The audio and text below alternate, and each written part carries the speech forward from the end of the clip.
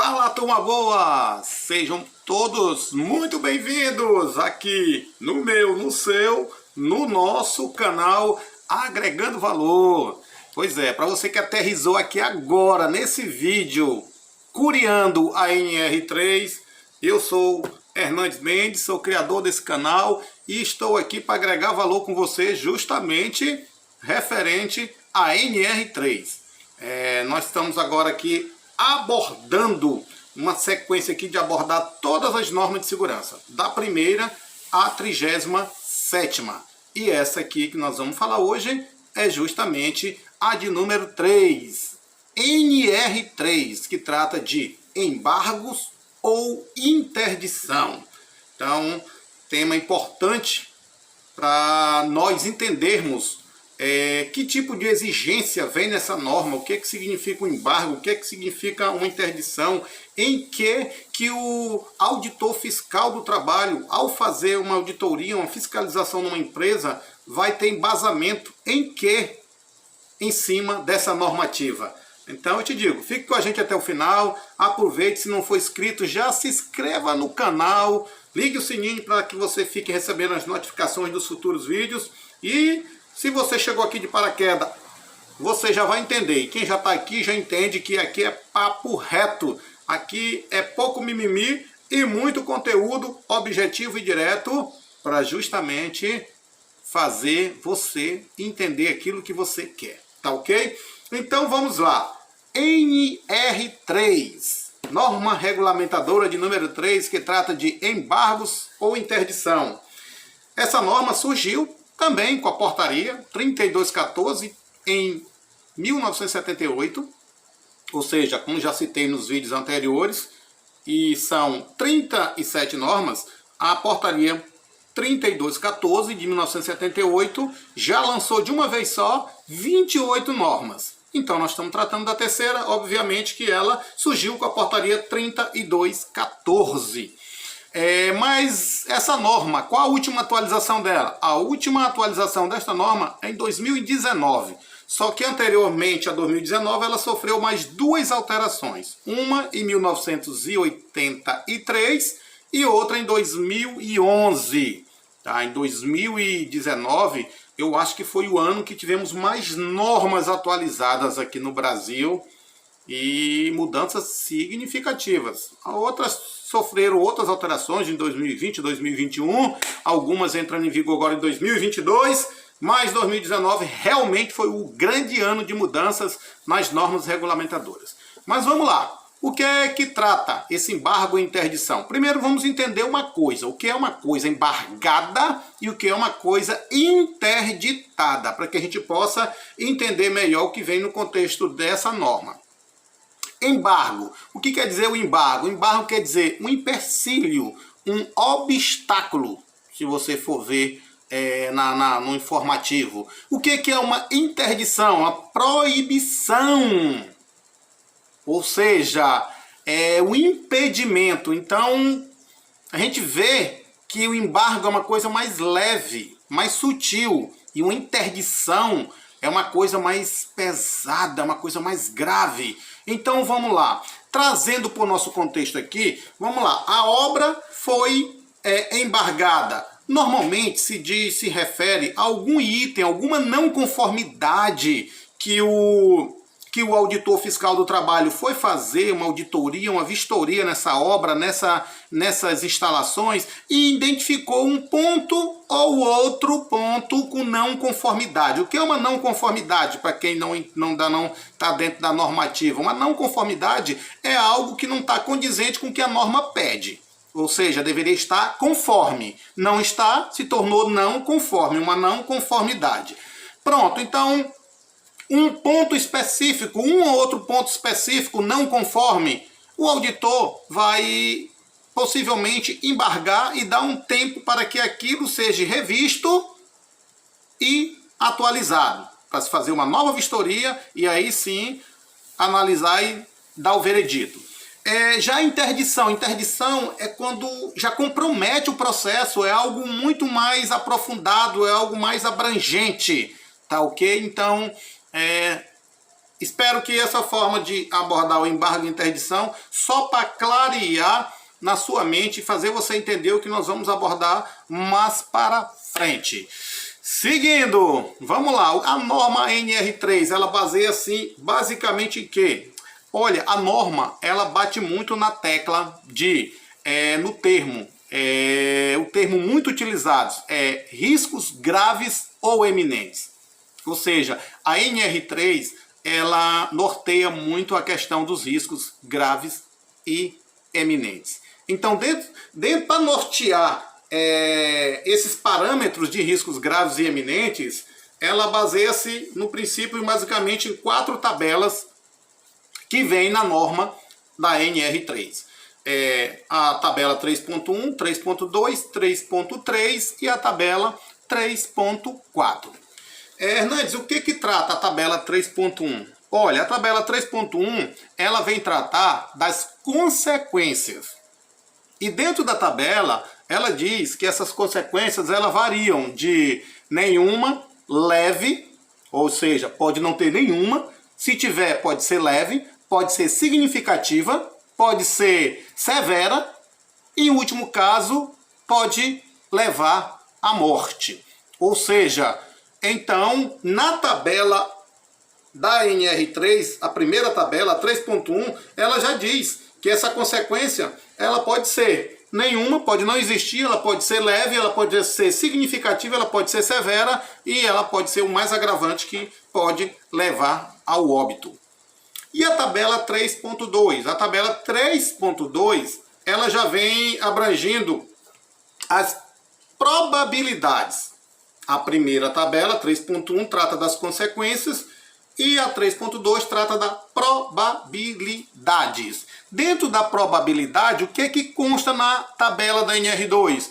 Que ela pode ser uma probabilidade rara, ela pode ser uma probabilidade remota, ela pode ser uma probabilidade possível ou ela pode ser uma probabilidade provável. Ou seja, a tabela 2 da NR3, ela já traz a probabilidade, onde a tabela 1 da NR3 já traz as consequências. Mas, Hernandes, por que as consequências vêm antes da probabilidade?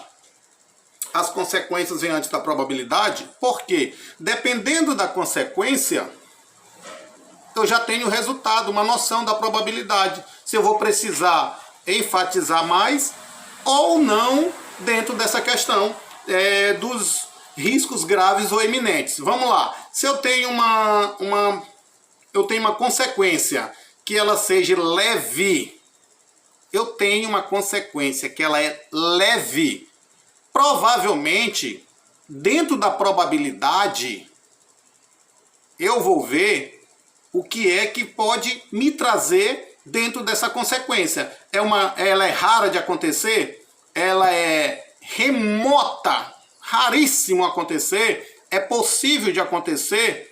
Ou é provável que aconteça? E aí a gente tem esse parâmetro e aí cai para dentro com as medidas que nós temos para tentar atenuar o maior agravo, certo? E a tabela de número 3, a tabela 3.3, ela vem tratar de quê? Ela vem tratar daquilo que a gente tratamos também lá na NR1, da matriz de riscos. Só que é uma matriz de risco como se fosse individual ou para uma quantidade pequenas de colaboradores. A NR3 vai tratar da matriz dos riscos, porém, quando ela trata desse risco individual, apenas um colaborador ou para poucos colaboradores. Mas antes, aonde é que eu vou chegar à identificação, saber o que é a quantidade pouco ou que não seja pouco de colaboradores? As empresas são divididas em grau de riscos, de 1 a 4, né? Vai aumentando, em ordem crescente vai aumentando o grau de risco. E a empresa, dentro do seu KENAI, vai identificar qual o grau de risco. E dentro desse grau de risco tem a quantidade de colaboradores. E ali se dá um parâmetro. Então, para tudo, nós temos uma norma que está dando um norteamento para que a gente chegue a essa conclusão. Tá ok?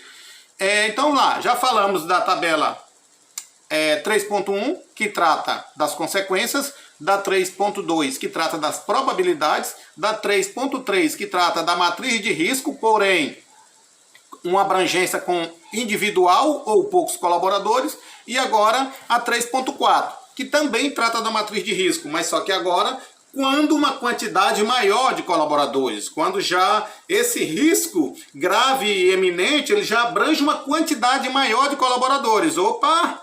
Então vamos lá, pegar bem o objetivo.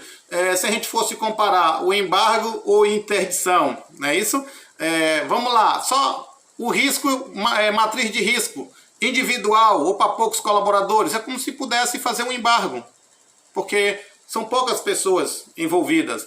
Agora, quando uma grande quantidade de colaboradores, interdição, porque o risco é para mais pessoas e não individual ou para poucas. Só para vocês fazerem uma comparação com o que eu identifiquei no início do vídeo, fazendo alusão a um embargo e a uma interdição, certo? Então, dentro da tabela da NR4, da NR3, já estou com a NR4. NR4 é o próximo vídeo. Dentro da tabela da NR3, das tabelas, o auditor fiscal do trabalho, no ato da sua competência em fiscalização, fazer uma auditoria numa instalação, em uma empresa, ele vai se basear justamente no princípio de que ele vai ter que ter uma noção do que está acontecendo real na empresa. Ele vai se basear, mas basicamente em 3 pontos. Qual? Analisar realmente o que está acontecendo na empresa. O que é que eu estou vendo de real? O que está acontecendo aqui na empresa que eu estou observando, estou vivenciando? Ele vai ver o ponto 2, que é o que se pede na norma para esse tipo de atividade. Ou seja, primeiro eu vou visualizar o real que está acontecendo na prática. Depois eu vou ver o que é que se pede na teoria. E em terceiro ponto, eu vou avaliar se a teoria está sendo aplicada na prática. Ou se o que está na prática não tem nada a ver com a teoria. Então, eu vou traçar esses 2 pontos, o item 1, o que eu estou vendo na prática, com o que se pede na teoria. E aí, o auditor fiscal do trabalho, ele vai ter embasamento para botar o seu laudo, para laudar e, se for necessário, interditar ou, se for, embargar, né? Ou seja, o auditor do trabalho, fiscal do trabalho, ele tem autonomia, tá? Ele tem autonomia.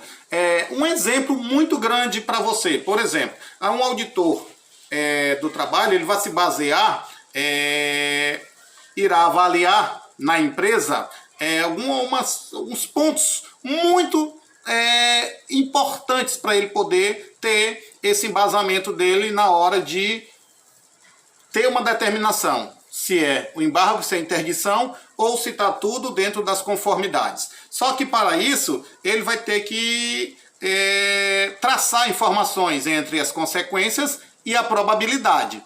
E dentro dessas consequências ele vai obter algumas informações, tá? E essas informações que ele vai chamar de excesso de riscos. E dentro do excesso de riscos, se assim ele entender, ele pode lançar como um risco extremo, pode lançar como um risco sustentável, ele pode lançar como um risco moderado, ou ele pode lançar como nenhum risco. Ou seja, dentro do que entender o auditor fiscal do trabalho, ele pode dizer que esse risco é extremo.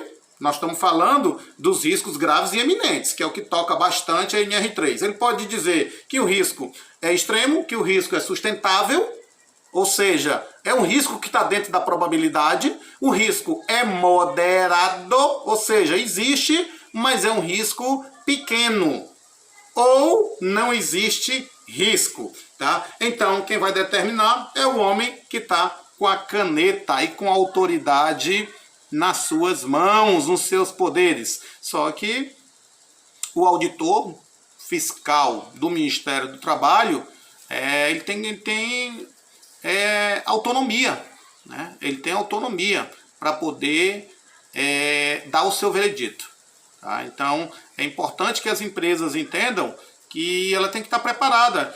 Como é que a empresa pode fazer para se preparar para uma auditoria, uma fiscalização do Ministério do Trabalho? Ela pode contratar uma auditoria, fazer uma auditoria interna, se preparando para uma auditoria externa. A auditoria externa feita pelo fiscal, pelo auditor fiscal do Ministério do Trabalho. Uma auditoria interna, a empresa vai botar alguém, um profissional do SESMIT, né? Pode ser um técnico de segurança, um tecnólogo ou o próximo engenheiro de segurança, ou se não tiver, contrate uma empresa e faça uma auditoria interna, sem compromisso. Ou seja, só para se preparar, saber como é que está as suas instalações. Se porventura sofresse auditoria externa, se teria como ela passar. Ok? Se tivesse como receber um certificado de aprovação para as suas instalações entrar em perfeitas condições de funcionalidade. Tá ok? Então, turma, são muitas informações, mas a gente tenta trazer o mais objetivo possível para que não fique tão cansativo, tão massacrante, mas que a gente seja objetivo e direto, trazendo essas informações para vocês. Tá? Espero que vocês tenham gostado desse conteúdo.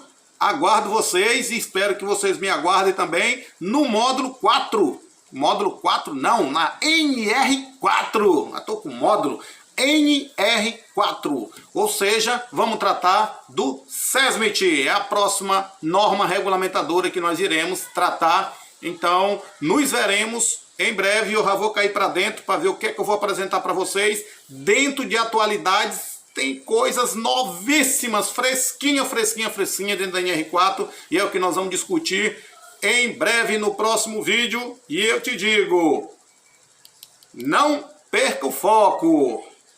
Pega essa visão e foco na sua missão.